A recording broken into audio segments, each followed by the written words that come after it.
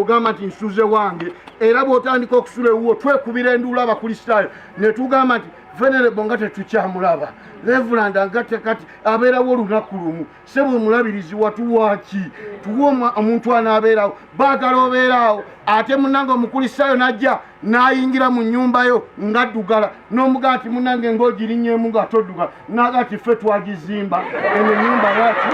ennyumba ya kanisa njagala mbategeeza okumanya nga abaweereza babonaabona lumu nali nsimbudde emmotoka ngivuga ku sipiidi nyangu ensange service akavubuka k'ekkanisa ne kanyimiriza nenyimirira ne kaŋŋamba Reverend emmotoka yaffe ng'ogidduka nnyo genda mpolampola n'emmotoka tuvuga za kkanisa ne balyoka batwogerera ebigambo ebiri kuno nebiri ne bw'oba otaddemu buteesi kitooke baga nti ng'agiddugaza emmotoka yaffe njagala mbategeeze nti bye tuyitamu bizibu nnyo lumu nali ngoba bwana ku miyembe mukuba emiyembe mu kompawundi y'ekkanisa musuula ebikoola kyekava kayimirira waggulu ku kiswa ne kaŋŋamba wagusangawo guno omuti era ojja gulekawo ate nga ge mazima ng'ateekwa ogulekawo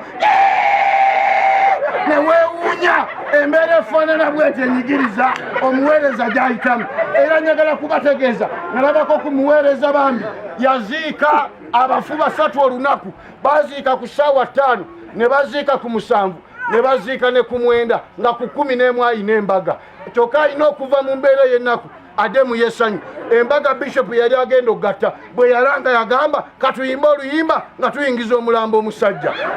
watu ava mu kuziika kakati atuuse mu mbaga tanabana kukyusa kutuninga era omugole omusajja yeekanga naga nti omusajja mpisa omulambo naye nga kubonaabona okwabaweereza Sawulo ebyo byonna ng'obiyitamu beera mwesigwa okutuusa okufa abategedde ekyo mukube mu ngalo mbalabeko